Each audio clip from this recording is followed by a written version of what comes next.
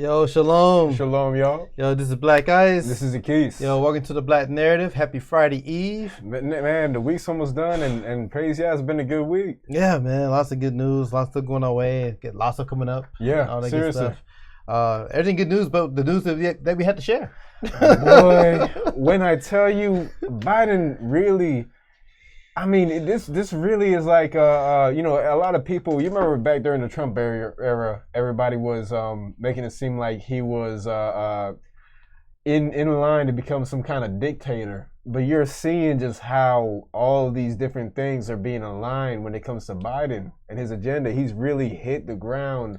We're in April. You know, this presidency has been scarier than I thought, you know. Absolutely, man. To be honest, like I said, it's only April and things they be learning right now. Yo, shalom. Yo, shalom to everybody in the chat. Thank you again for y'all support, supporting the channel, the PayPal, the Cash App, the Patreon. We really appreciate it. As we keep investing to the show, man, to get up there with the rest of them, you know. Yeah. Share the show, because as you know, we still a band. Yeah. We can't go live on our own channel right now until next month. So yes, next month we'll only be shadow banned. You know. Right. Yeah. So it'd be like towards the end of May, I think. So yeah. But it's all good. You know, we still cranking out our content every week, twice a week anyway. So we've been doing well. Right. If you've been following the Yoshi Vibes music channel, we finally re-released our music mixes, especially a lot of those who've been liking our intro. And because we finally got the artwork done and released, so that's from the Yoshi channel, and you know, so we got our own little vibes. So you know, Chill Cow, you know, you got the raccoon and everything, but you know, we got a nice, beautiful chick here painting. Yeah. And I'm not sure if they've seen the old one, but the updated one. The second mix they got the old one. Okay, yeah. So there's a bit difference between the old one and this new one that we have here. Yeah. And we've been waiting on this one for months. I'm so happy finally got it, and I'm not disappointed at all. Just look at how official that looks, man. It's a beautiful animation. Yeah. So the music's dope. Like I said, it's like trap salsa is the best way to describe it. At least the first two mixes, and I do have another mix that's more chill. And then I can't say what's gonna be happening after that. Like, it's just, you know, we both very music lovers outside of this, man. So, appreciate it. It came out really clean. I'm very excited. So, this mix number 1. We're gonna re-release mix number 2 probably next week, and I'll probably go release number 3. So we're gonna probably have 3 mixes by the end of April. Yeah. And then who knows where direction the music may go by the summer, because you know, our music taste is everywhere, you know. Right, seriously. You know, there's like some dope vibes, because even the music we put together for this, I mean, even our intro music, man, just came across it, you know. And I know I fell in love when I heard it. I couldn't describe it, but it was dope. Exactly. You know, it sounded like trap, sounded like salsa. There's no way I can describe it. And I mean, that's a beautiful thing about music, being able to explore different soundscapes and stuff like that. Yeah. You know, and then when you have different songs coming together to create an overall vibe. It's a vibe, man. Yeah. Yoshi vibes. Because I mean, even with the mix, it's overall, it's multiple songs coming together to create a feeling. Yeah, you can work to it, you can chill to it, you can ride to it, especially late summer day. I mean, the soundtrack is perfect. Yeah. So, you know, so definitely check it out. You know, especially you watching it live on this channel. The mixes is on this channel. It's Yoshi Vibes mix number 1. Yeah. It's a really dope. Oh yeah, and I guess there's a quick breakdown. I came with the concept put together, and that's why I was so excited for this background, because this is the one I envisioned more than the other one. Seriously. You know, so of course, you know, we Israelite, so you know that's got the Israelite vibe here with the woman here, and you know, and wrap dress. You know what I'm saying? They're covering everything. And then, of course, you know, from the A, and I'm a real big Dungeon Family Outkast fan. So that's why you got like the Outkast posted back there. Yeah. I'm a real big Sade fan. That's why I get that Sade back here. So this is stuff that kind of represents me as a person. And I mean, even with the window, you could tell that it's forested outside. Yeah. Because, you know, Atlanta, we got nothing but forest. Yeah, that's it, man. It's country, man. So, you know, so it's real chill. That's all I really wanted. And like I said, there's no knock to the other channels, because they inspired me to have this one. I listen to other channels too, and I think for both we workaholics, we work a lot, so we really don't watch a lot of TV, and so usually keep me going. Listen to music. I listen to music all the time, just keep my mind stimulated, and keep going, man. So I always got some nice instrumental mixes to keep me going, you know, especially putting the show together and whatnot. So. Definitely check that out. I just want to, you know, selfless plug on that real quick. But yeah, so we're gonna cover some other headlines before we get into the main event. You know, excuse us, we kind of like a battle rapper mode, because we were watching the Cassidy versus Hitman. Yeah, that was hilarious. Oh my And, goodness. Cassidy is a rapper that's been around for almost 2 decades now. Yeah. And him and Holla, you may know him from Wildin' Out show with Nick Cannon. Yeah. And they just had a battle on pay-per-view this past weekend. I wasn't going to pay $50 for the ticket. So your boy found the link online, and we were watching it today before the show. Towards, man. Towards. But it was entertaining. Yeah. Whatnot. So that's cool. But yeah, so we will get into the headlines here. Hope everybody doing okay. Yeah. It was all something funny first. I just thought this was hilarious. I mean, people. Yeah. Have we? What you said? They W1, not B1. Yeah. This is a man that's W1, and we'll read or we'll go through it and then really just tear him apart. Yeah. UNC basketball head coach Hubert Davis. I'm very proud to be African American, but I'm also very proud that my wife is white. Yes, that is a quote, and yes, this is new. This is got this today, April 8th. Yeah. It's not a whole headline. So let me see. We could probably read that first paragraph. Earlier this week, it was announced that ex-NBA player Hubert Davis was hired as the next coach to head men's basketball at the University of North Carolina. All right, first off, ex-NBA player. We already know what the NBA is all about. And most pro sports. Most pro sports. And it's one of those things where it's that concept of you got a community like the black community. You take the most thriving in their athletics. We actually watched a documentary about how they actually took the basketball players from the HBCUs and would take the how NCAA turn into $1 billion industry being a nonprofit. Exactly. On the backs of black players. Right. And so they basically, these are the people that they take in and they already have that W1 mindset. They already have that white supremacist mindset. So they're not thinking about their folks. So let me see, men's basketball, University of North Carolina, which made him the first black man to lead the school's team. This is a great achievement in itself. Davis had people scratching their heads when he stated during the latest press conference that he is very proud that my wife is white. So you have, and you see how they've been playing this card a lot of late. Because you keep hearing the first black this, the first black that. Yeah. But then you see where he really stands. Yeah. So it's supposed to be an accomplishment for us. Yeah. But he ain't for us. Nah. So let's actually watch the video. Yeah. Oh, even turn to make sure I can hear it. Turn this up. There you go. Significant that I'm African American and I'm the head coach here. It's significant.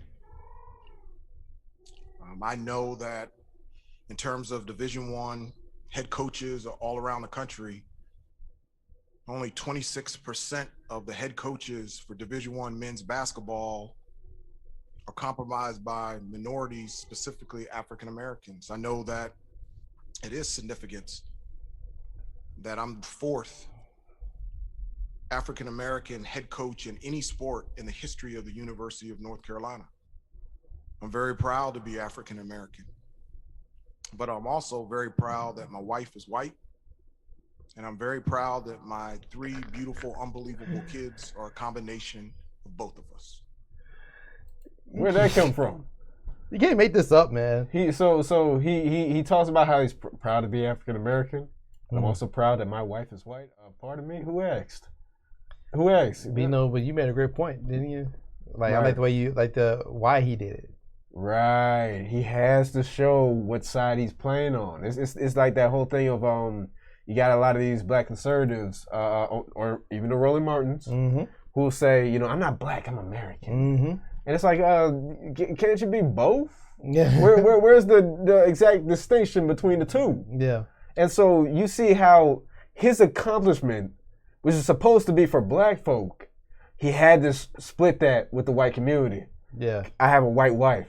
My kids are a combination of both of us. He had to clarify that I'm your first black coach, but I am not B1. Yeah. I just want to make that clear for my white allies. Right. Look, I'm black, but I'm not black. I didn't forget about you. I appreciate it. Right.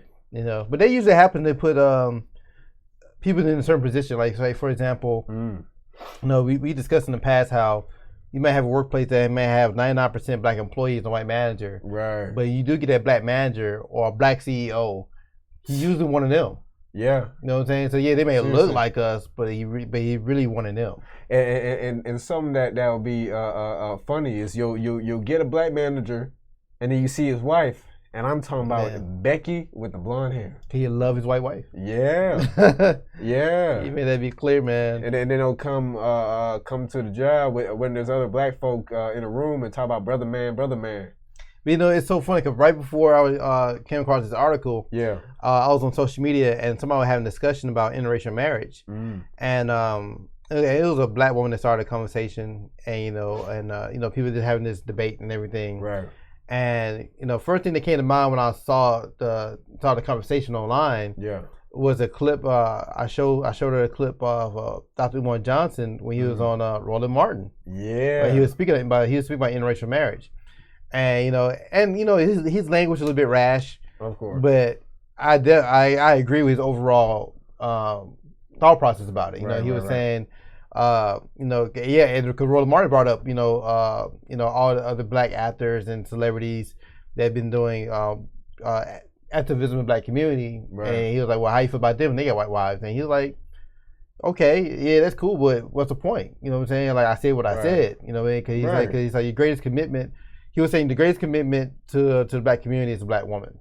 Exactly. You know, and can you say black families are being attacked, which we discussed here on the show before. You know, you really don't see black families like that represented. And if you really love your community, on a deep level. So one person on social media, I like the way she worded it. She was like, yeah, he can be pro-black and have a white wife, but it will be diluted. Exactly. And I was like, that's a perfect way to word it. Right. Yeah, I was like, I couldn't think of a better way to say it. It's like you can only go so far. Yeah, you know, you're right, because you could love there. And then, and I think it was Dr. Boyce Watkins. I think I forget who it was. I don't want to misquote the person. Yeah. But they was making a statement how when black men marry a white woman, like say it's a black celebrity, wealthy, whatever, marries that white woman. And probably was Umar Johnson again, probably. Yeah. But when that black man dies, who getting all that black wealth? Right. I mean, you see the situation, you know, rest in peace with Kobe Bryant. Perfect example. Who's getting all that wealth? It's Victoria. Yeah. So it's going right back to their community. Right. They're not going to the black community, not building this up. So if you're still in the same position you're always been. Mm-hmm. And then it was like another person on social media, they made a good point. They were saying, you know, actually it was on that clip of Dr. Umar because somebody reposted the clip from Dr. Umar and Roland. Yeah. But whoever posted the clip, they were black and Democrat. So he had a lot of downvotes. Talking about how crazy Umar is for talking the way he's talking. Like, you should love who you love, this, Right. But one person made sense. You know, he was saying the problem with black people is they be under the impression that we live in a post-racist society, and we not. Because we let the white liberals tell us, like, oh yeah, you know, like even now, you get the real liberals telling us, oh, all the racism, that was all Trump.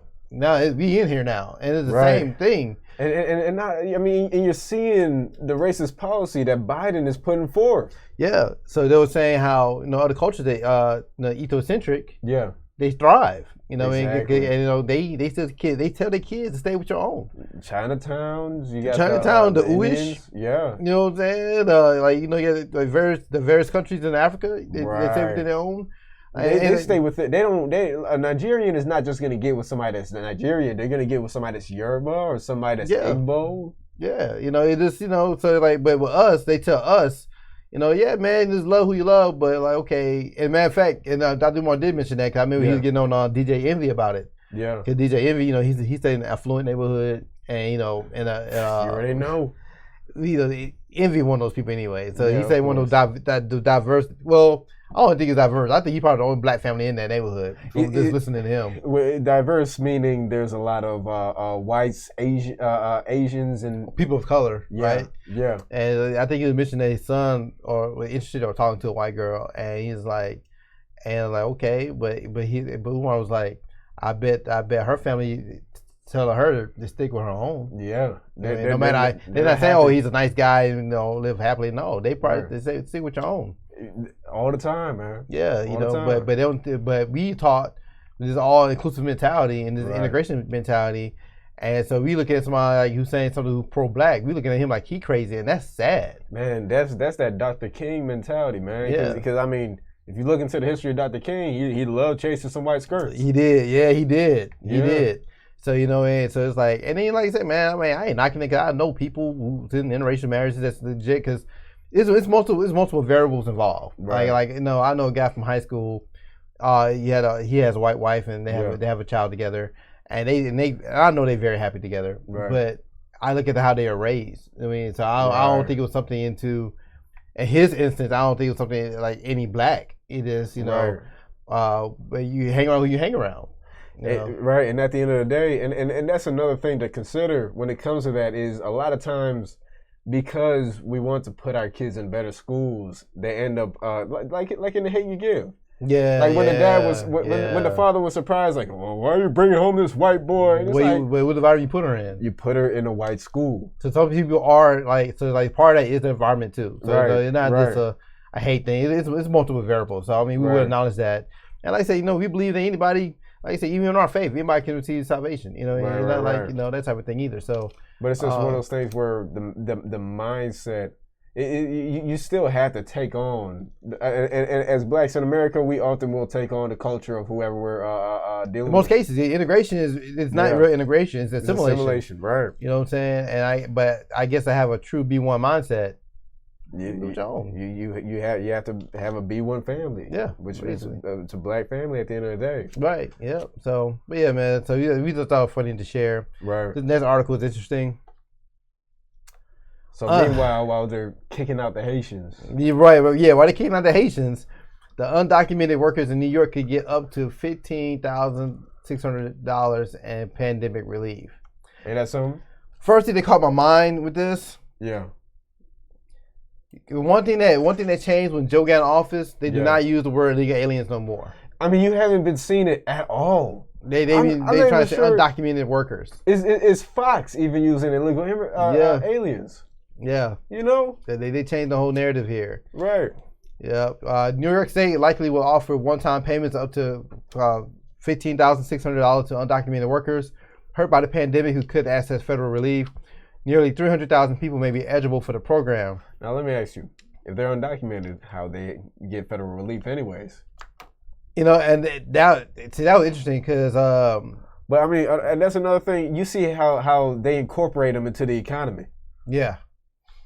So one thing I want to figure out was how they come up with the money, right? Right. So but they had different tiers here. So we can just show you. You try to give you. Here we go. The different tiers here. How they came up with these dollar amounts. I guess right here. Yeah. Yeah. Around 92,000 workers would qualify for the first tier of the program, which provides $15,600 to undocumented workers who can meet strict eligibility requirements. This caught my eye. Strict, yeah. Because I'm like, I wonder what are these requirements are. Mm-hmm. All right. Additionally, 199,000 workers will qualify for the second tier of the program that pays $3,200 per worker. The analysis found. Mm. All right. Biden is the president of the illegals. Yes, he is. Obviously so. Obama was for the gays. Trump was for the rednecks. Biden's for the illegals. That's for us, bro. Yeah. The first tier portion of the program is meant to pay an undocumented worker what would have received the federal unemployment benefits, while the second tier paid what those workers would have gotten from the 3 rounds of stimulus payments. So that had it broken down to $3,200. So so they ain't get anything from the government at all. They can be eligible for this. All right. Yeah, but that was my biggest question though, because like I was trying to dig. Wrong article. I was trying to figure out how.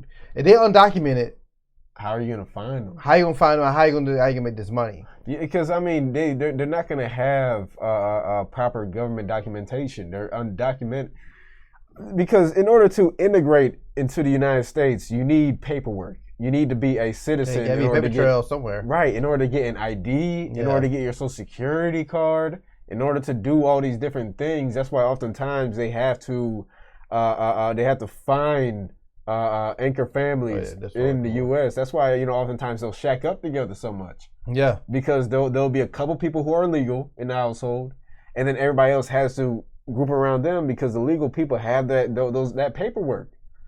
So how are you gonna get the people with no paperwork at all? And I was trying to find an answer to that. So this article here, the BK Reader. So I was just trying to dig around, like, how you gonna do this? So I was digging around trying to find an answer to it. So yep. Okay, right. Nope. Go down a little bit more. Go down some more. Yeah, because one thing stood out to me that it was an answer, but it wasn't an answer. All right, to me, I guess it was at the very bottom. Yeah, they goodness, they must really be. Yeah, I remember seeing it. But basically, it was saying, dang, I'll look for it. Nope, I found it before. I'm sorry, I lost it. Scroll up. Is it that big paragraph? To assume the ones. Nah. No, but basically, it was saying they haven't even determined what the requirements are going to be. So you're passing something without having it all figured out. So my thing is, like, I have many questions. I mean, are you really serious about paying them money? And then why you pass something and you have all these things figured out? Because that would have been an obvious question. Because why are they so antsy? Because it's like there's a certain angst to try to build up the illegal or the undocumented community. Yeah, there's an angst to do it. Yeah, right. Yeah, so you're rushing these things through, but like, how you gonna do it? So I don't know. And I mean, go back up. Oh, you found it? I skipped over this part here. Okay, look there. I found something here. Okay. Tier 1 of the release must provides up to the 15-6. Applicants must present their individual tax identification numbers and other official forms that attest to employment. That's interesting. Tier 2, for those who can provide proof that they're employed before the pandemic, and those workers will only get $3,200. Yeah, the system had raised questions about asking for documentation from the undocumented. Yeah, so like, yeah, so basically they're trying to still figure stuff out. Yeah, and actually scroll up to see the name of the article. Oh, yeah. After hunger strike, public fight, lawmakers make $2.1 billion with a B aid deal for undocumented workers. Where'd they find $2.1 billion? And that's not the nation. That's just New York. That's just in NYC. That's just like the state of New York. Right. Well, I'm assuming most of them is NYC. I mean, that's pretty big. Oh yeah. Let me not say NYC. The New York State. Yeah, New York State. Ain't that something? Yeah. So I was like, okay. So wait, how did New York cough up $2.1 billion during COVID when everybody's fleeing from the state? Yeah. I have a lot of questions about this. I want to see how this is gonna play out. But I mean, to them, that's probably an investment. Yeah, you know. It is. You got to think about it. I mean, I'm not opposed to them getting money. I guess because they work too, and they got families here and everything else, and they didn't want to keep the prices as low. The price is still high. Right. But I imagine the price would be much higher if you weren't paying them. So of course, you want to keep them here. Right. You want to keep them surviving. Right. Can you imagine, like, say, building a house or building houses, and you got to pay what Americans supposed to be paid for some work? Right. The company, they're not gonna take that loss. Seriously. That cost gonna pass on to us. Or can you imagine fast food, for example? You know what I'm saying? Man. The cheaper it is, you get cheap labor. Right. But you got to pay a certain amount. Can you imagine how that price may go up? And that's the thing. Let me see. They have money in the general fund accounts. The immigrants? The undocumented workers? Or the government? Oh. But and that's the thing. Of course, they're needed in the U.S. But the thing about it, it's just interesting how they're able to find $2.1 billion out of nowhere in order to supply it to these people. While we can't get anything. Are other states gonna follow after they figure this out? You know what I mean? So they get a lump sum. So there's been a lot of prioritizing when it comes to the undocumented what's it called, community, and that's not to say, and that's not to say we're running for no handouts. But at the end of the day, we're U.S. citizens. Yeah. Oh, here you go. Here's another quote here. To assume that one's political disagreement with spending any amount of money, no less $2.1 billion on a program to give undocumented, non-tax-paying, off-the-books workers a humanitarian grant is motivated by racism and not by economics is unjustified, uncalled for, fair, and unbecoming any public official elected in a democratic system has survived the decency of civil public discourse. Damn, we went off. Good news. But my thing is, hell, well, he said this. Yo, my thing is, but even that in the stimulus bill that they passed for the nation, right? How much millions of dollars went to foreign countries? Right. That wasn't all for us. And you know which foreign country got a good slice of that money. Yeah, this is where the government use extra cash. They have a lot of for whatever they need to use it for. Gotcha. Oh, okay. So, I'm pretty sure it's one of those things where, because they have kind of like how in the military they have a certain amount of money petty that they're cash. giving. Right. You know what I mean? They have a certain amount of dollars that they're giving. Mm-hmm. And so the military will be like, okay, so we need to get TV. Yeah. And we need to get a pool table because we have X amount of money, X amount of funding that they gave us so that... for things like that, you need off the whim. Right, they need to use all that up in order to still continue to get that same amount of funding. Yeah, I had jobs that call that petty cash, like a little cash box that they need to buy something, or they would treat the employees to pizza one day randomly. Right. Yeah. Don't want to go to this article next. This go after this. Yeah. We can start with. All right, we ought to go with yeah. We're about to watch 2-3 minutes of a Jim Crow Joe real quick. And I mean, and just listening to the speech was kind of it was frightening in a way. Yeah, it is. It was really kind of spooky. And we're gonna break it down from there into the main event. Yeah. Taking steps to confront not just the gun crisis, but what is actually a public And I know the volume kind of low, but it's not our fault. It's a video. Right. health crisis. Nothing I'm about to recommend. Yes, he did. Yeah, remember Biden said point blank when asked about reparations during the debates, I'm investing in immigrants. Yes, and we did not listen. Man, I mean, black folks just flew over that. Cause they hate Trump's mean tweets. Yeah. His tweets are oppressing us. Yeah. Yeah, you voted out one racist and brought in another one. I mean, one that's worse. One that actually has work. Yeah, it has worked like over 3-4 decades. Right. Of racist work on the books. In any way impinges on the Second Amendment. They're phony arguments suggesting that these are Second Amendment rights at stake from what we're talking about. But no amendment to the Constitution is absolute. Ooh. You can't yell fire in a crowded movie theater. We call it freedom of speech. From the very beginning, you couldn't own any weapon you wanted to own. From the very beginning the Second Amendment existed, certain people weren't allowed to have weapons. So the idea... It's interesting how and that's really dangerous language for him to say that, an amendment in the Constitution isn't, let's actually run that back a little bit. So he said something real right there. Yeah. You can't yell fire in a crowded movie back theater. A little bit. Second Amendment. They're phony arguments suggesting that these are Second Amendment rights at stake from what we're talking about. But no amendment to the Constitution is absolute. That was real. And that's something.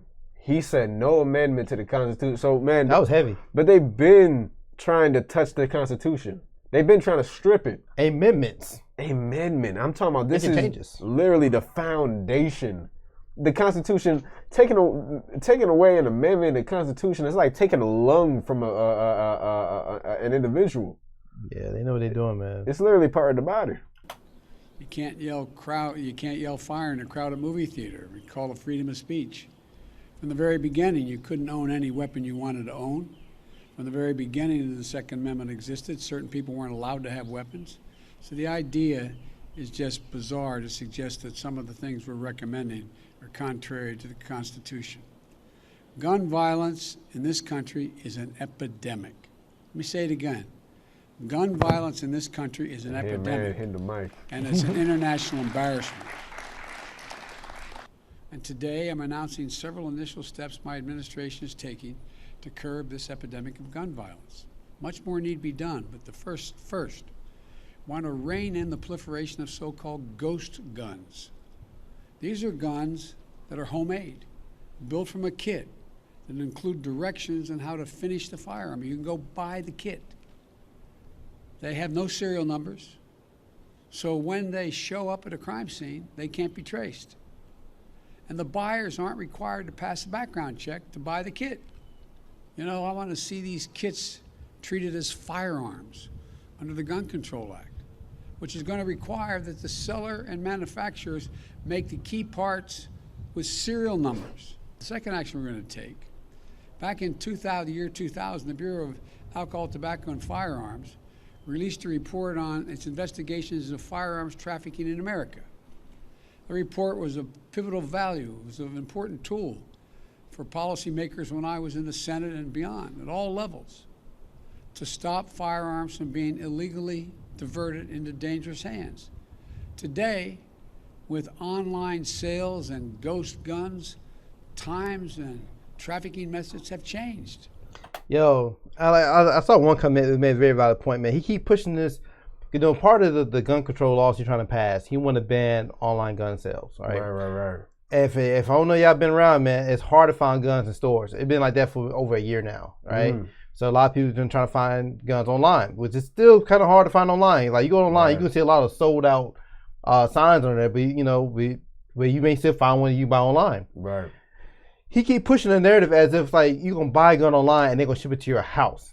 And that's not how it works. Right. When you buy it, and I don't know if any of you bought a gun online or not, but you buy a gun online, they can't, it's illegal for them to ship it straight to your house. They had to send it to a dealer that have an FFL license, right? Right.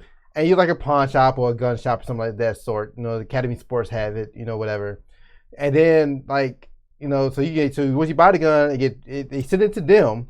And then you go pick it up from them, we have to pay a transfer fee. Right. And they still had to do a background check.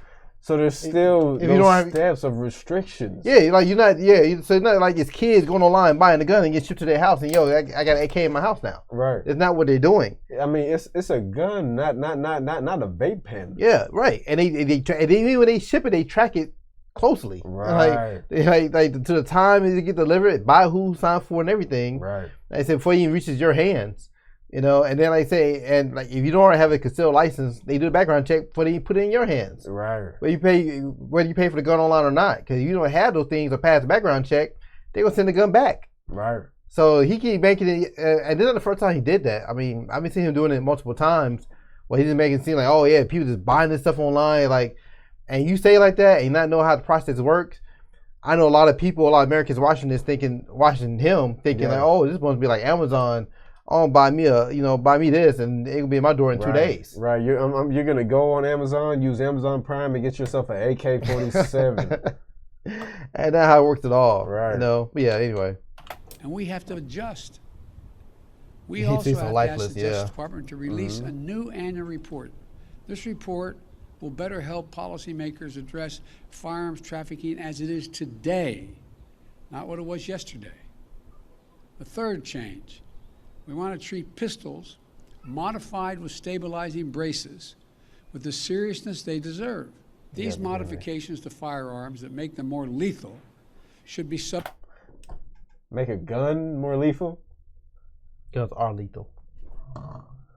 So you're telling me because the thing stabilizes it, the gun is more deadly?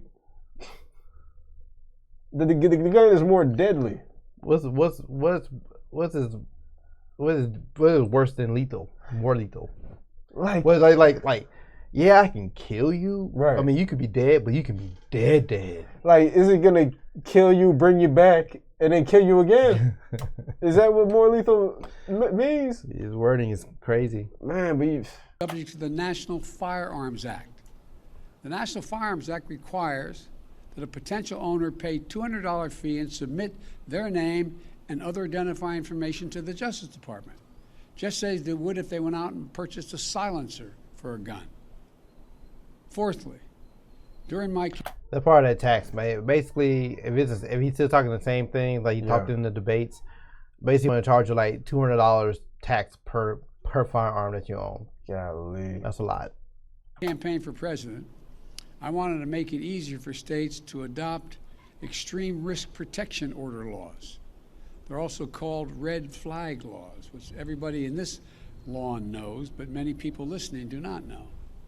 These laws allow a police or family member to petition a court in their jurisdiction and say, I want you to temporarily remove from the following people any firearm they may possess. because they're a danger and a crisis. Same time you hit the mic. Ain't that something? That's wild. I mean, and think about, I mean, that's you're able to do that to folks you don't even like. Yeah. Yeah, yo, man, I don't like the way he looked at me, bro. I'm gonna call the cops and tell him to take your firearm. Yeah, like this guy dangerous. He shouldn't have it. Presenting the danger to themselves and to others. I mean, but like, are you gonna take it this off their word? I mean, what type of investigation had to be done? Right. What's going to determine this person too dangerous to have their own protection? Like, there's so many questions with that. Where's that line drawn? Yeah. Additionally, we recognize that cities across the country are experiencing historic. And that's an interesting thing because it's kind of like in 1984, one of those draconian kind of novels where the citizens become the police.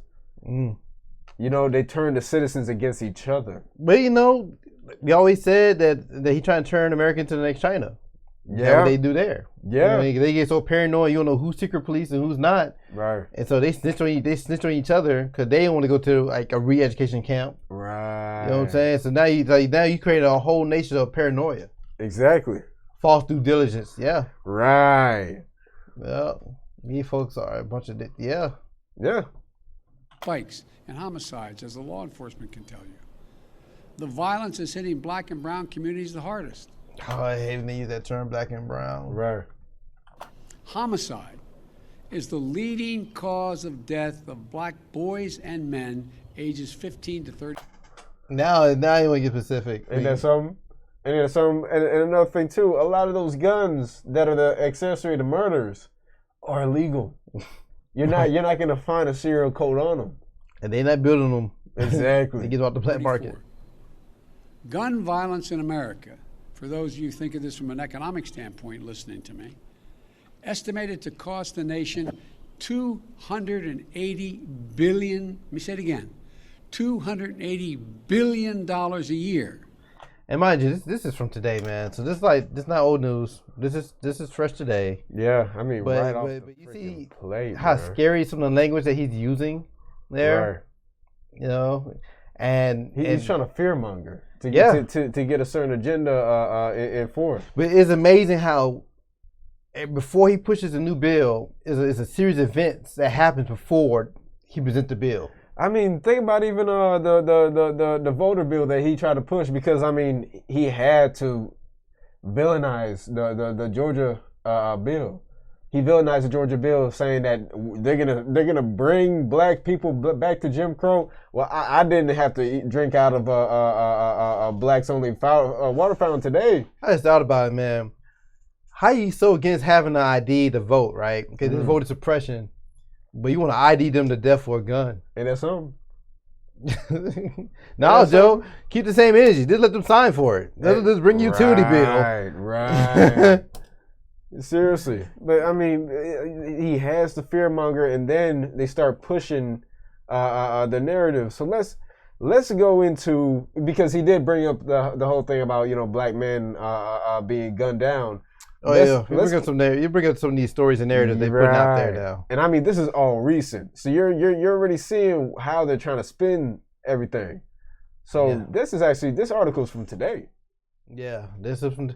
Yeah, like I said, man, a lot of stuff came today, man. This is fresh out the press, bro. Right. Ex-NFL pro suspected of killing beloved Doc and South Carolina mass shooting and turning gun himself. It's amazing. I've been finding more articles about this doctor he killed than this guy alone. Right. You know, but Phillip Adams was named the suspect after a well-known ER doc, Robert Leslie, his wife, their grandkids, and a maintenance worker were gunned down. It's not so random too, man, what happened. Right. The former NFL pro Phillip Adams was suspected of killing 5 people, including a beloved family doctor and his grandkids, in a mass shooting in South Carolina on Wednesday, before he turned the gun on himself, according to local authorities. The shooting occurred just before 5 p.m. at Dr. Robert Leslie's Marshall Road home, just outside Rock Hill, South Carolina. The York County Sheriff's Office named the victims as Leslie, 70, his wife, Barbara, 69, nice, and their 2 grandkids, Ada, 9, and Noah, 5. The 5th victim, 38-year-old James Lewis, was fixing the air conditioning in the Leslie's home at the time of the shooting, according to his dad, a co-worker was also hospitalized with serious gunshot wounds. All 5 deaths have been ruled homicides by the York County coroner's office. At an 8-hour manhunt, officers found Adams in a nearby home along with his disabled mother, Phyllis, a former veteran local teacher. She was safely removed from the home before police found Adams dead inside. Safely removed. I mean, if he's already dead, then what was the threat? Man, wow, that is a bit confusing. Yeah, because the way they worded that, I was like it was a hostage situation. Right. But if he's already dead, then what's the point? But anyway, Adams, 32, died from self-inflicted gunshot wound. He shot himself. Yeah. All right. A York County Sheriff spokesperson confirmed that Adams lived on the same street as Leslie. Public records show that he and his mom lived less than a mile down the road, but it wasn't clear if there was any relationship between the two families. And then they go into about the doctor. Okay, he was a well-loved man, whatever. And so, and then the guy, the suspect, Adams, that killed himself. He played defensive back for many teams, including the 49ers, the Raiders, Seahawks, Jets, and the Falcons. That is very odd. They translate into Black Bruce. That translates into Black Brute kills beloved white family. Oh, yeah. I don't like where this is going. Yep. They're starting to paint their narrative. You true, the football guy probably at CT. I'm glad you just said that because look who this follows after here. Yep. He suffered multiple injuries during his playing career, including concussions and a broken ankle. Prior to his football career, he went to South Carolina State. So they're bringing up the concussion. So I guess right. CTE. Yeah, but it just sounds so. It sounds pretty random. And it's, I mean, because before you really didn't hear about black mass shootings like that. Yeah, it's funny. It's amazing how you get all these mass shootings, right? Yeah. Going into 2019. And then 2020, everything kind of like quiet down because of the whole pandemic. Right. And now you're kicking off 2021, and it's black folks doing these mass killings all of a sudden. And, right? and it's interesting how they use the term mass shooting because oftentimes, I mean, you would think because it was one household, but that term mass shooting, you think of him going out in public. You know what I mean? You think he's going to a Macy's and shooting it up. You're right. That's when you think about a mass shooting, you think of it being more personalized than you think of it being public. Yeah. But he went to a house and killed about four people. Yeah. And see, that's it. And they're using the term mass shooting. And you know, like I'm glad you picked that up because it's a tricky part. Everything's about wording. Mm-hmm. As far as controlling the narrative here, because I guess the legal term for mass shooting is 4 more people and 5 died. So, but like you said, when you just read the headline, you think you shot up a whole mall or Walmart or something. Right. You know, now they want to use the legal term. Right. We don't need this article here about the ghost guns because Joe kind of broke that down. Yeah. About, basically you building the guns yourself and they don't have serial numbers and you can buy the kit, which is true. But it's hard, but we might get into that. Yeah. Like I said, a lot of people buying, a lot of people doing these ghost guns because like I said, they can't find guns. Literally. Guns and ammo. And then somehow how much has been restricted. Yeah. And the ammo prices are going up. You know? So it's like it's been a crazy market. So we're going to go to the next one and we're going to show where we're going with this. So this also just happened at the Capitol. And this story broke on April 2nd, and then more of it started to slowly unfurl. Yep. Yes, we've now been told by several law enforcement officials that the person who attacked the Capitol today is a 25-year-old Indiana man named Noah Green, who may have some ties to Virginia, may recently have lived in Virginia. The car had Virginia plates. We're told by several law enforcement officials who have looked at his Facebook page that he has a Facebook page. He says he's a follower of the Nation of Islam. And then in recent postings, the last posting was apparently just within the last couple of days. He was expressing some despondency, saying he's lost his job, was looking for spiritual guidance. So I'm sure this is the kind of material that law enforcement will be looking at. I know, in fact, that they already are. And it's interesting because when Fox broke it, when Fox broke the news, and maybe they didn't have that information, but Fox didn't bring up the NOI. Yeah. They didn't bring up the Nation of Islam, but MSNBC. Man, they basically reading on this dude Facebook profile. Right. I mean, the dude says he's a follower of Nation of Islam, And mind you, this is breaking news. It just happened, right? And you already put out all the information. Like you had no time to verify or do anything. You just need to say something, and all you guys a social media profile, right? And you're already trying to link him to all these different trying to make sense of it all. Black groups, right? Looking at it as they try to understand what possibly could have motivated him. 25-year-old Noah Green, Noah Green, common spelling. Pause it right fast. From. Now, when was the last time you guys heard somebody spell the name of a suspect like that? Yeah, because I never seen him do that to a white suspect. Right. Originally from Indiana, may have recently lived in Virginia, died shortly after he was shot in this attack, which happened now just a little less than 3 hours ago outside the U.S. Capitol. All right, here's what first thing that came to mind to me when I saw this. Yeah. What was his energy during the so-called insurrection?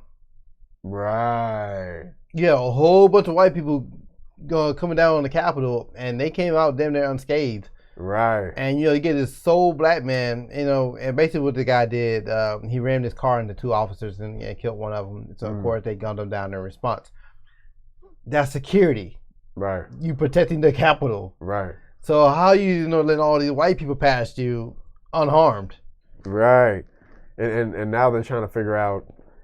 Like now, they're thinking that it's like they're trying to spin the narrative of him being some kind of lone gunman for the NOI.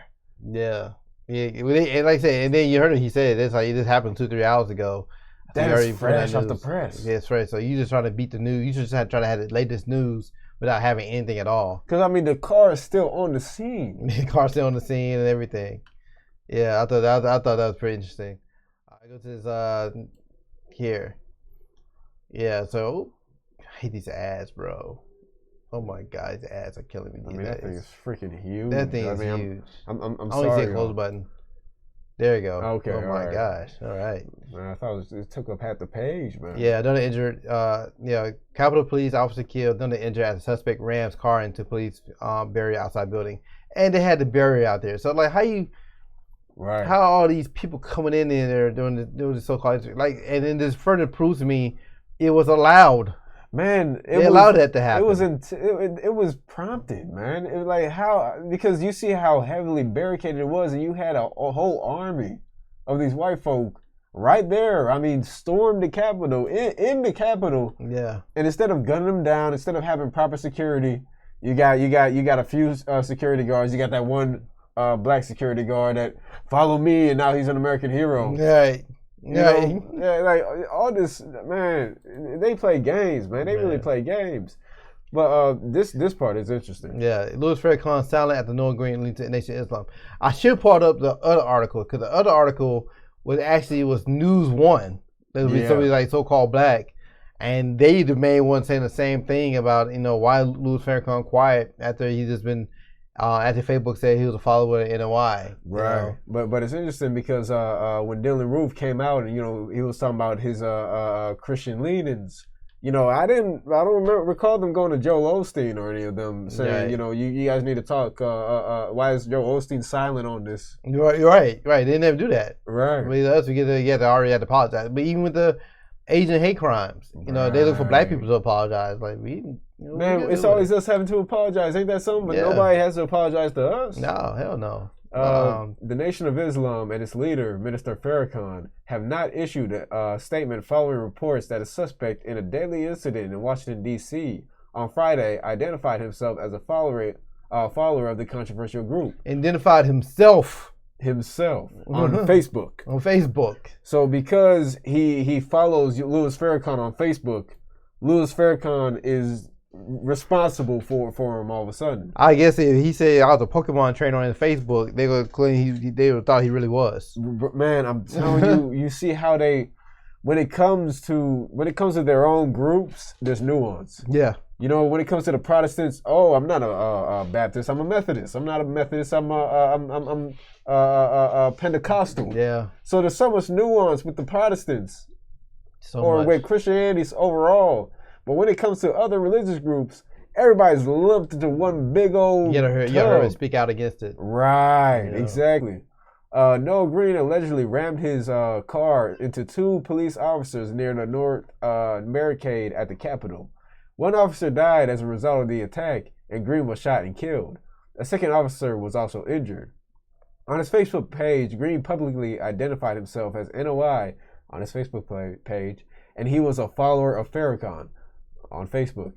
Though the social media site has since deleted his page, Newsweek and other news sites captured images of it. So at what point did Louis Farrakhan reach out to this brother? At what point did Louis Farrakhan know of this brother's existence?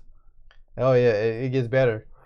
The Southern Poverty Law Center, SPLC, has designated Nation of Islam as a hate group, highlighting in particular Farrakhan's frequent use of anti-Semitic rhetoric. SPLC describes NOI as having bizarre theology of innate black superiority over whites. And a prominent position in ranks of organized hate. You already know who runs that organization. You already know, man. That run that. So bizarre theology, innate black superiority over whites. When? I've seen plenty of Farrakhan speeches, and I never really got that from him. I don't recall him talking about how we're supposed to be like we're better than the white man. And they noticed, and then out of all of the clips of Farrakhan, this is the one they put on the page. Farrakhan tells Rep Omar to not apologize for comments says wicked Jews. Wicked ooze. Right, wicked ooze, my bad. So the fact that they actually put this under this article. And nothing to do with the crime at all. Absolutely nothing, man. Yeah, good enough. And I say it wasn't just Newsweek, it was a lot of liberal media. Yeah. News One, like it's supposed to be like this black site, you know. But you know they're trying to build up the fact that they threw the NOI in it, it was so convenient because they're able to attack who they want to attack. Yeah.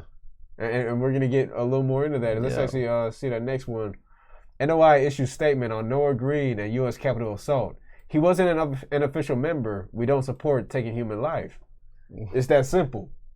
When was there ever? It's sad that they even had to speak out and leave a statement in the first damn place. Because seriously, Louis Farrakhan did not know this brother existed. Yep.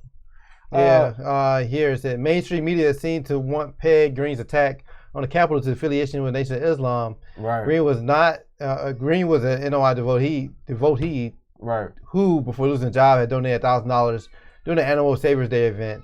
Green described himself as a follower of Farrakhan on the Facebook page and referenced the NOI leader Louis Farrakhan. So you see, it's almost like they were trying to almost label it as a terrorist attack.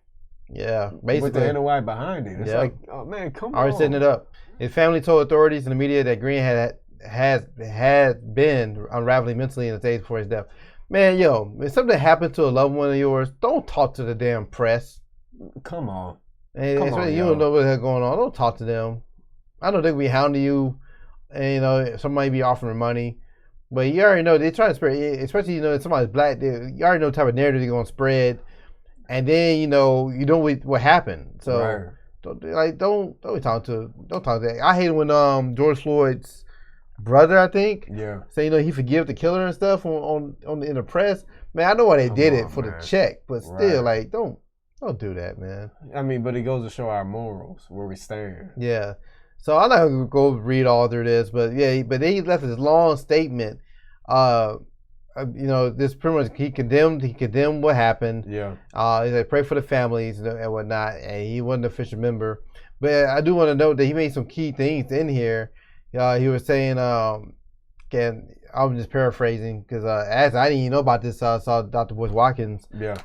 He found it. He's a separate claim follower. Right. But anyway, you pretty much saying, but in the message they were saying how, they had like 4 national events with no problems at all. So I can say we were this violent group. And the Million Man March was in D.C. Yeah, one of them. Oh yeah. Yeah, this is questionable to me. This is the official statement from the NOI. Yeah. All right. Mr. Noah Green's alleged use of an automobile as a weapon and alleged possession of a knife as reported violates our teachings. We absolutely disavow this act that resulted in senseless loss of life It is shocking for us to learn that someone who attempted to be a part of our ranks maybe have been involved in something as tragic as this as a weapon. Oh, okay, I see. At first, I thought they were trying to say they don't believe in weapons. Like, huh? But we respectfully say to the members of the media and to the American people, Timothy McVeigh confessed that he was a Christian, but nobody blamed the church for his misconduct. Right. No one will blame Jesus or their pastor for unlawful and immoral behavior that is contrary to the teachings of Jesus. You have criminals, people that do horrific things, but we never know their religion. It's not important because religion does not teach criminal behavior. Criminal behavior is an aberration. Criminal behavior is a violation. Criminal behavior is absolute rebellion towards what God teaches through the mouth of his prophets. So, which made a point. Right. When thousands of American citizens engaged in attempted insurrection attacking the U.S. Capitol on January 6th, right, resulting in the death of 5 persons and injuring many, the news media did not question what their religion was. But we knew they were Christian. I mean, why is it Christianity never came up? Yeah. It really didn't come up on either side of the media. Yeah. You know, nowhere in the teachings of Islam, nowhere in the teachings of the Honorable Elijah Muhammad that could we countenance any man taking the life of an innocent human being. For us, human life is sacred. And a violation of human life is a violation of God himself because he's the giver of life and he's the ultimate cause of death. But he doesn't give us the right to kill innocent people. That is against our law. So, you know, so you go on and on here, but he made a great point here. So, yeah. They're always trying to throw everybody in one pot. Yeah. I mean, you have somebody that's the barber of a cousin of somebody who's in the NOI, and they are throwing them in that pot. Yeah, True said Crump told him to forgive. Yeah, you're right. Right. That's he referring to their lawyer, Benjamin Crump. Yep. Yeah, he's like the main lawyer for all these civil rights cases, and he loses them all, but he gets them cash settlements. Oh, you already know. And he's like there's a reason why he keeps getting that job. Yeah, and he always like the same process. You know, you always had them forgiving the murderer live on the press. Right. Like, it's always a lead up to the civil case. But does a murderer ever say sorry? Yeah, that's a good question. Do they ever say sorry in order for them to be forgiven in the first place? Yeah. Not saying that you should, but where's even that apology? We don't even get an apology, man. But yeah, but you see that the pattern here before this gun law.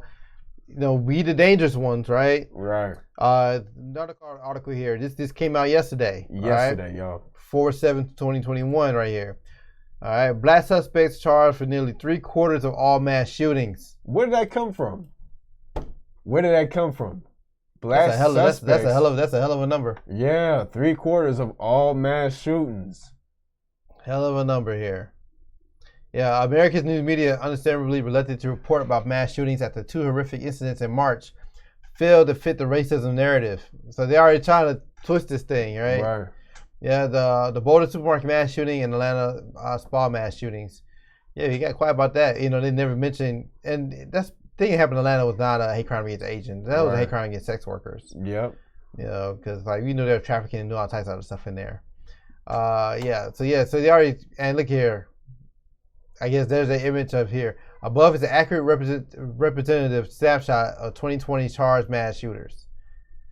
So they're trying to put us on blast here. So I mean, and the thing about it, and especially when you got these sites, what's the stillnessinthestorm.com? Mm-hmm. With sites like this, whenever they bring up these statistics, you got to question. Okay, well, you got these facts. What is it you want done?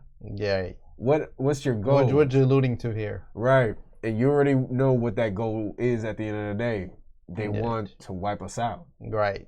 Yeah. And they want to justify wiping us out. And they know the real definition of mass shooters. See, they even said it right here. Right. Perpetrators of a mass shooting are those who carried out a shooting of 4+ people or who died before they can be charged. Yeah. So like, okay. Yeah, but these white people killing like 50, 60 people. Like, you got a mass shooting for real. Right. I'm talking about taking out whole crowds. Yeah. Wait a minute. Like, don't traditionally do mass shootings. Exactly.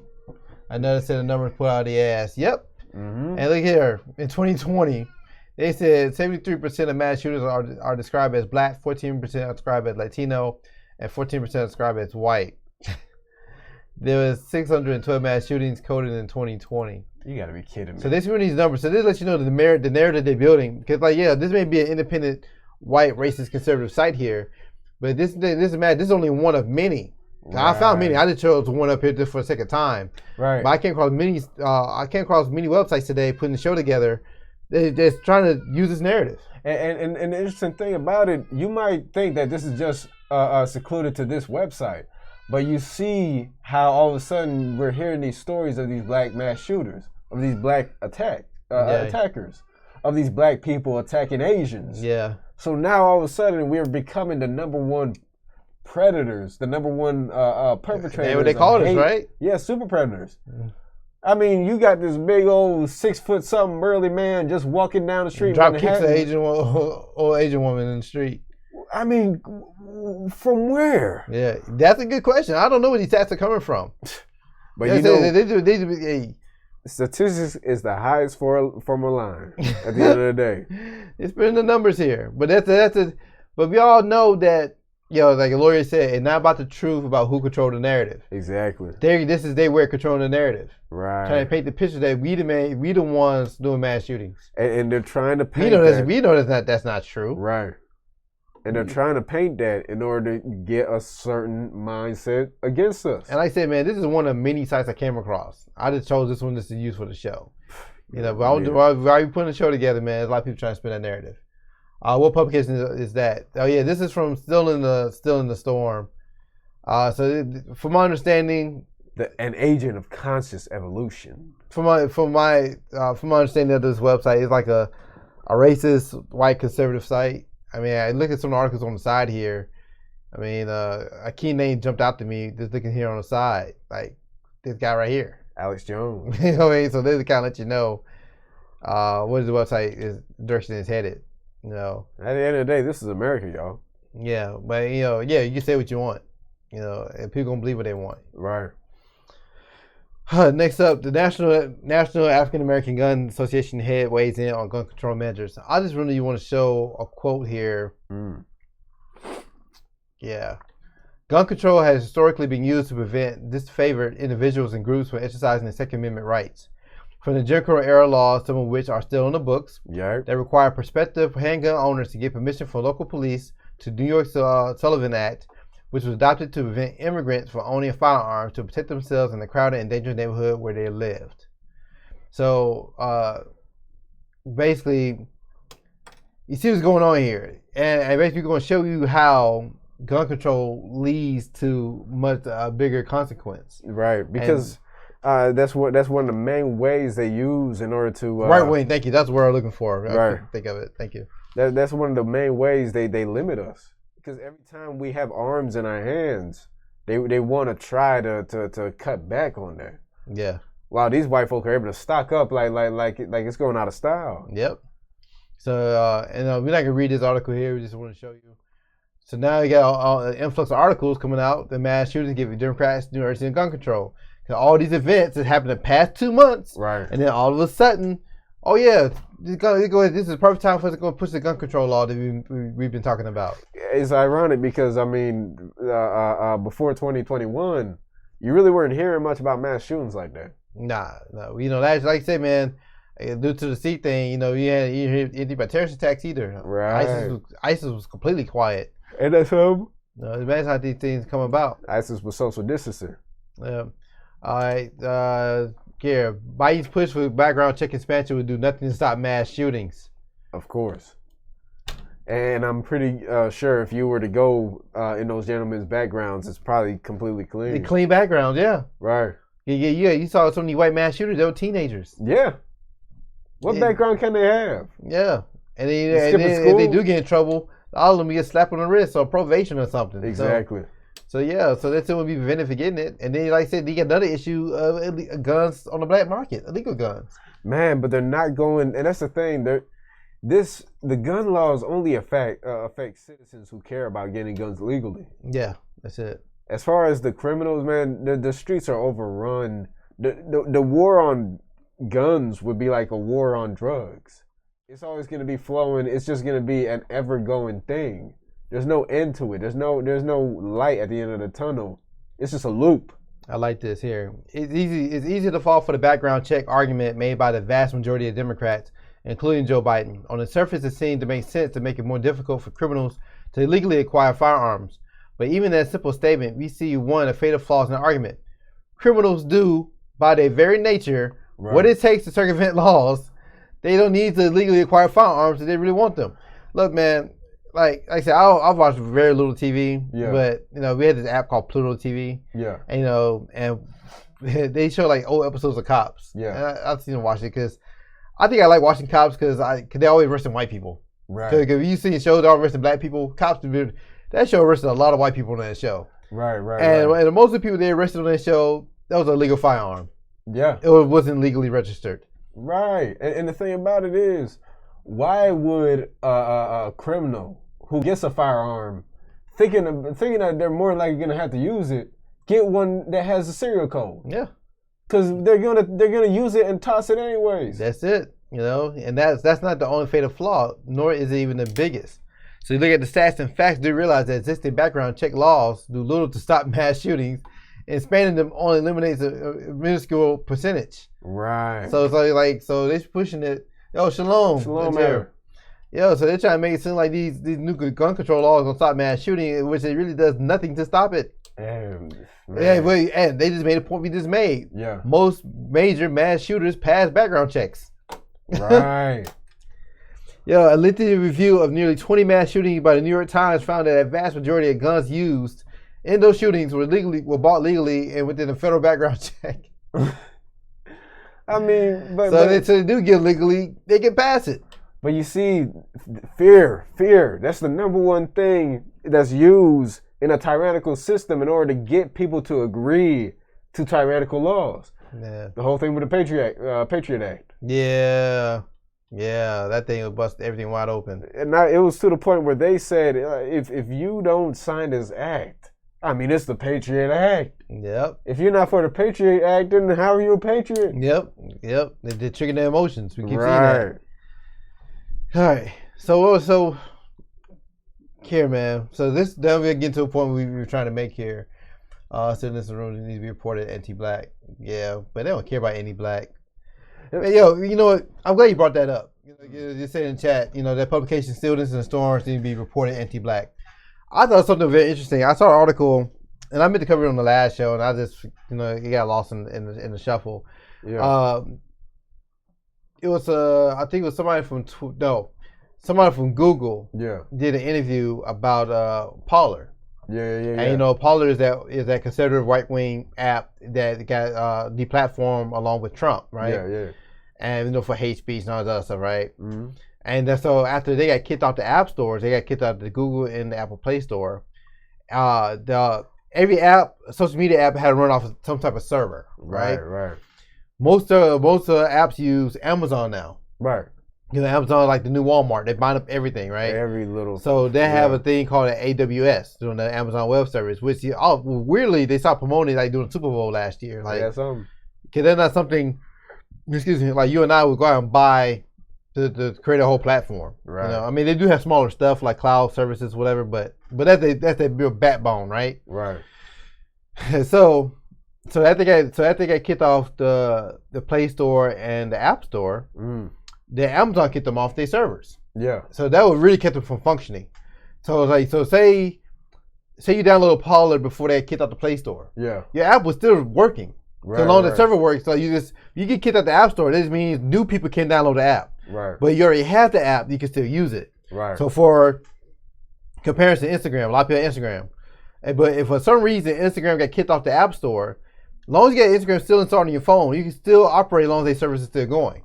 Right. So what they did with the Parler was they kicked them off and then Amazon stripped them on their web services so they could no longer work. That would really broke them down. Right. And it took them forever to find a web service, the cloud service to carry them. Right. Right.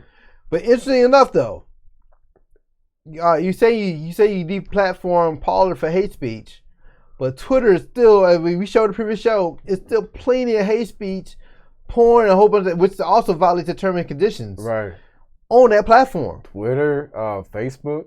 Yeah, you can still find it on there. And I mean, if we're gonna start reporting different platforms for being anti-black, Boy, we need to get at Fox. Man, we need to get at Fox News. Have the internet damn near. Yeah, heck, MSNBC. You got to get at all the media because we live in an anti-black society. The media is anti-black, and a lot of us don't even realize we live in an anti-black society. Yeah. Do your brothers speak on the Phillip Adams situation? Oh, that's the guy. Yeah, he just missed that. Yeah. We talked about it earlier. Yeah, we talked about it on the show. We went to South Carolina. Yeah, that was where you had to when we upload it, you could go back and see our position on that. Oh yeah, the point I was making. Yeah, so. But you look, so everybody start believing the narrative, like, oh yeah, so especially a lot of black people, they were happy, like, yeah, kick off Trump, kick off Pollard. Right. I knew that was a red flag because I knew that was really against free speech no more than this a racist thing because they don't care about racism in the corporate world, right? Right. All right. So interesting enough, though, right before all this stuff happened, Twitter just re-signed an agreement with Amazon because Twitter runs off the Amazon service. Right. So really, what Twitter did was kill off their competition. Yep. That's basically what they did. Yep. So they did somebody from Google did a interview this past week saying, yeah, we hope to have Pollard back on the App Store one day once they fix on it and work on their moderation. Right. And I was like, well, you said I'm moderating Twitter and they still in your App Store. And that's so they had nothing to do with us. Like we keep buying this thing like these people care about us and they don't. Right. It's something totally different. Even this so-called insurrection that happened in the Capitol. Right. That was really about free speech because you got to think about, man, like Obama won twice, right? And you didn't see that happen, right? They didn't do it then. So we'll make them want to crash into the Capitol now, right? So and not to say that racism's not involved, because racism is involved in that. Right. It's just saying it's multiple things at play here. Right. There's multiple things at play here, but the liberal media trying to make something like it's all about racism against blacks, and now it's all racism against Asians. You know, they keep changing these narratives to make it one big thing, one broad thing. Right. Yeah, and it's not. So you're showing these articles, it's showing you, we show you the correct narratives, and we show you the wrong narratives, just showing you what they're pushing out there to the people. Right. And we showing you, breaking that for you, so you can see the difference in it. You know. Right. But on your point about the Phillip Adams. Yeah. Boyce Watkins made an interesting. He made an interesting note. And he made it clear that it was strictly his opinion. None of us had facts of what happened with that. Right. We had complete facts that happened with Noah Green. But he was like saying, like, man, like these killings sound so random. It don't make any sense, at least right now anyway, because we didn't have that much information. He's like, man, like he said, someone said to him, like, what if it could be mind control thing? Some MK Ultra. MK Ultra type thing. But I mean, this will push the agenda. But I mean, that's been suspected with a lot of past shootings as well, because a lot of times, they find out that these people are on medications and all kinds of things that make them and that's not a conspiracy. Those are real programs that have been declassified that you can look into. Yeah. So I mean, and that was like decades ago. So you can imagine what they're doing now. I mean, that stuff is from like I would say this is almost 50 years ago with the MK Ultra. Yeah. So just imagine how much further that technology and medicine have gone since then. And a big part of MK Ultra was the use of drugs like acid and all these different things LSD to try to and all that, scramble people's minds and make them more susceptible to persuasion. I don't know. You listen to Dr. Black Truth, man. He just did a show saying like, be careful the weed you smoke too. Bro, that's real. You know what I'm saying? That is real. And he was saying, and he was saying, yo, that's the most downvotes I ever got. But he was just like, and he didn't just say that. Saying like he wasn't saying this to be just anti-weed. Right. He was making a point, and what he did was, I like the way he broke it down. He drew back to history. Right. And he went to China's history when he got colonized by the Europeans. Yeah. And how they snuck in opium. Yeah. Drugging them up. You know what I'm saying? And, brought them in, and that's how you can start controlling. Right. So the same thing. It's the same playbook that's being used over and over again and keep falling for okie doke. Yeah. So it's like, yo, this is the establishment that feeds you and control everything. So you don't think they're gonna put anything in your drugs too? Exactly. To just keep you docile and not want to fight back. That's why when people talk about, I got the Cali plug, and it comes in the bag. you really gotta be mindful about that Cali plug. Yeah. You don't know. Yeah. You get, like, where you getting this stuff from? I mean, and it might have the bag. Yeah, it might have the bag, but what's that growing process? Yeah. Because that is official. Yeah. That has the government's backing behind it. And that was Professor Black Truth was saying. Yeah. They're allowing you to have these things. Right. It's like, I won't wait to come up. There you go. What about the Deshaun Watson situation? You may want to look into that in the future. So they're trying to pull a high-tech lynching on Watson. He's being promoted as a massage parlor predator. Yeah, I found it. I don't know too much about it, but what I do know is, you know Deshaun Watson? Nah, okay. I mean, what is that situation? Deshaun Watson, he's a black quarterback that played for the Texans. Yeah. And so they've been a massive attack. And actually, just recently in the past couple of days, he's been losing his endorsement deals with Nike and other big sponsors. Right. And so they were trying to say, like, over 20 women saying that, that he's been sexually assaulting the women in massage parlors. Right. But funny enough, though, and like I said, I don't know the guy. I don't know what's true, what's false. Right. But what I do know, I find it interesting that none of this stuff came out until he said he wanted to leave Texas. And that's something. He wanted to be traded out. So he said he wanted to be traded, and all this stuff come out.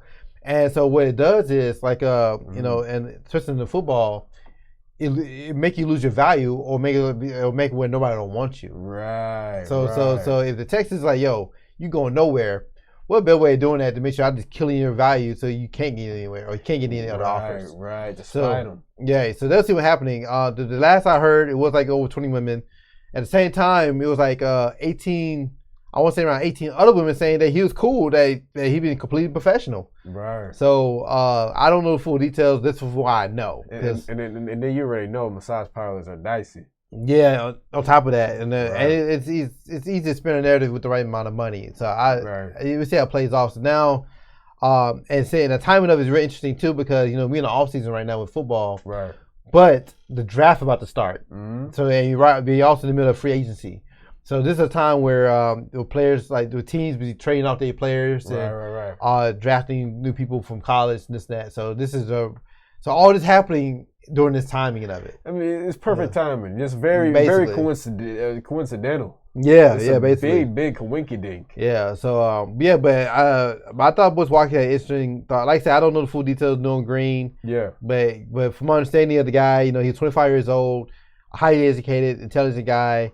And, they, for a little bit I have seen about him, the articles I've seen about him from, like, black people, that they find it, like, for that to be very out of character for him to drive into the Capitol and hit two officers like that. And, but to sell off if you're trying to sell off something to the American people, events had to happen to lead up to the bill. Because, like I say, because Biden was talking about the gun control laws for a long time. Right. But he had to wait to the right time to push it. This is the perfect time to push it. Right. Same thing with the Asian hate bill. Yeah.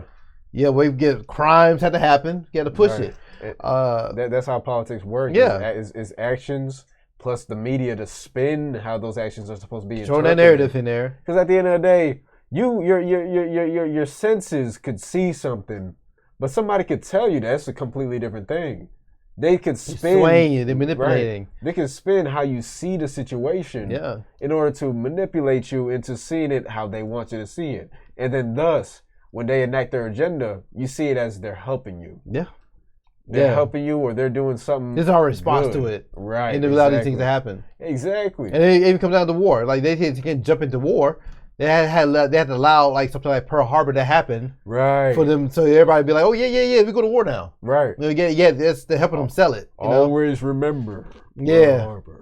Right, and they will keep you making you remembering it. Right. So all these gun control laws, oftentimes in history, leads to something much far worse consequences. Exactly. And we're going to show you some of these things. This is the pretty much the meat of the show here.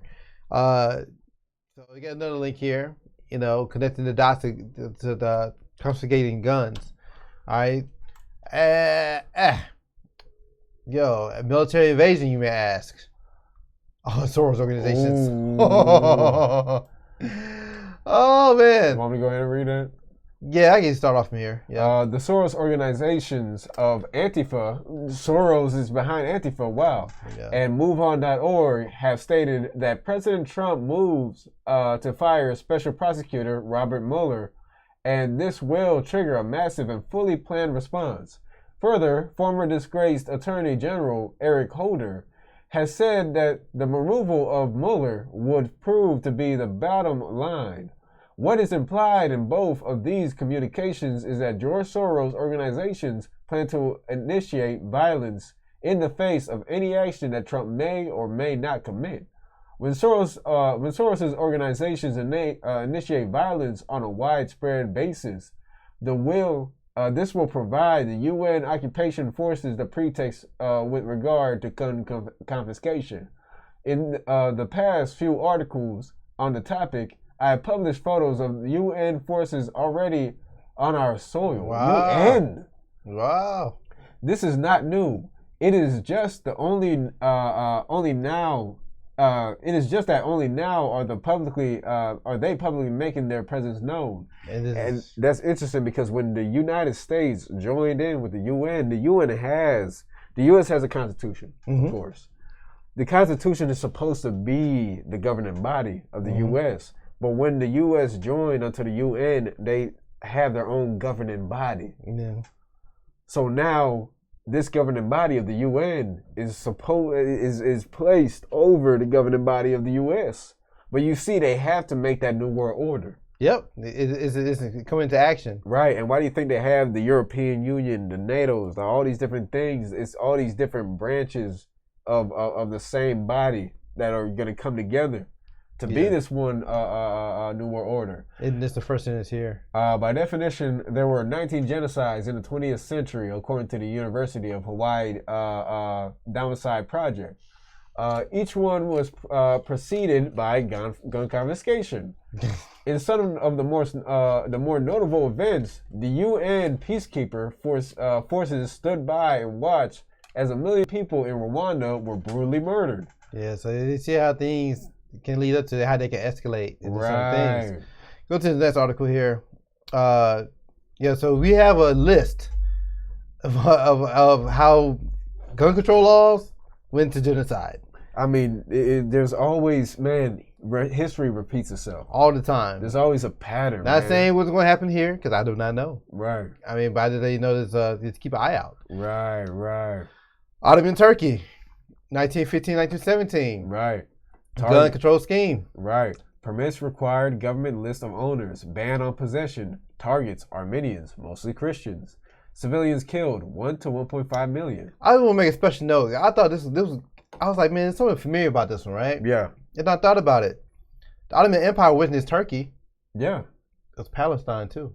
Bro, the Ottoman Empire was across the whole Middle East, and even open into the Balkans. That's why you have Muslims in Bosnia. They armed the people. So when certain people left after the Holocaust came into that land, right? That's how they got in and took over. Right. Because like after the Holocaust, there wasn't an empty plot of land. It's like, yo, just to say to Israel, come move here. Right. No, those people was already there. Exactly. They took it by force. Right. And they had that much to fight back on. Wow. Because at the time there was Ottoman Palestine. Exactly. Yeah. Owned by the British. Yeah. And the British and part of that deal was, we get the Americans out of the war. When you win this thing, we give you say to Israel. Because after I think after World War II that they broke up the Ottoman Empire? Yeah. Yeah, and they split it up and they left the bases and the guns there, and then literally overnight they let the Jewish people come in and take over. Right. And so somehow after the Holocaust, after going to the horrific thing they went through, which I do believe that happened. Right, of course. But they were armed up, and then they did that on the people over there. Palestine had nothing to do with the Holocaust. Ain't that something? I thought that was interesting. And they talked about how the situation was like David versus Goliath. Yeah, right, man. The Soviet Union, 1929 to 1945, gun control scheme, licensing of owners, ban of possession, severe penalties, targets political opponents, farming communities, civilians killed 20 million. Nazi Germany, 1933 to. Oh yeah, I just make a small point here. Oh yeah. Remember the Soviet Union is like the fastest. That was the country with the fastest to become a first world country. Yeah. And they did it by killing most of their own people to get there. They did it in one generation. And guess who they were? They were trained Marxists. Yeah. This is covered in the last show. Right. Yeah, man. Nazi Germany, 1933 to 1945. Gun control scheme, registration and licensing, stricter handgun laws, ban on possession, targets, the ooze, gypsies, critics, civilians killed, 20 million. Dang, boy. Ain't that something? China nationalists, 1927 to 1949. Gun control scheme, Government permit system, ban on private ownership. Targets, political opponents, rural populations, enemies of the state. Civilians killed, 10 million. 10 mil. China, red, 1949 and 1952, 1957 to 1960, 1966 to 1979. Gun control scheme, prison or death to counter-revolution criminals and anyone resisting any government program. Death penalty for supplying guns to such criminals. Targets, political opponents, rural populations, enemies of the state. Civilians killed, 20 to 35 million. Multiple times in China. Right. And you notice how political enemies keeps coming up. Yep. Why do you think they targeted the NOI? Yep. The political enemy. Right. Guatemala, 1960 to 1981. Gun control scheme. Register guns and owners. Licensing with high fees. Hint, Joe. Right. Prohibit carrying guns, ban on guns, and sharp tools. Damn. Right. You have a knife. I mean, you cut your steak. You can't even have a plowing hole. Damn. Confiscation powers. Targets, Mayans and other Indians, political enemies. Civilians killed, 100,000 to 200,000. Uganda, gun control scheme. Register all guns and owners. Licenses for transaction. Warrantless searches. Confiscation powers. Confiscation powers. Yo, did we just had a show a couple weeks ago by having a search without the warrant? Yeah, you remember the whole thing? They're trying to just they took the guy's gun because he told the wife that it was okay. But just like Joe brought up with the whole thing of having people being able to say like, oh, you need to take their guns. Yeah. So warrantless searches. Yeah. I think rural populations translate to famine and starvation. Yeah, most of okay, especially in Russia. Yeah, they were starving so bad they were eating their own babies, man. Russia and China. Yeah. Cambodia. Let me see. Not allowing the people to feed themselves from their farms. Yeah. They want to kill self-sufficiency. Yo, they can't do that now with these GMOs. Yeah. Because those are self-destructing seeds. Man, but at the end of the day, one of the biggest things in war is food. Yeah, kill the supply. Right. Kill the enemy. Cambodia, 1950. We still got a list. Yeah, 1975 to 1979. Gun control scheme. Licenses for guns, owners, ammunition, and transactions. Photo ID with fingerprints. Photo ID. License inspected quarterly. Damn. Ain't that something? Target, educated persons, political enemy. Civilians killed, 2 million. 2 mil. So, I mean, you're seeing political enemies equal domestic terrorists, right? Yeah. So you see this, and let me see, this is the last one. Yep. Rwanda, 1994, gun control scheme, registered guns, owners, ammunition. Owners must justify need. Consumable guns illegal. Confiscation powers. Target Tutsi people. Civilians killed 80,000. Yeah, the mod posted the link. I think she already posted the link. Yes, she did. T-Main. If you go up, Jerry Bum posted that link. Yeah, 20th century genocide. Yeah. Yeah, we already, we've been sharing our links with y'all so y'all can read all this yourselves. But yeah, they show you the pattern. Yeah. Multiple patterns doing the same thing. Gun control, and then next thing you know, they arm you. Right. Next one up. And they go ahead and the thing about it is they might not, the gun control laws were across the board.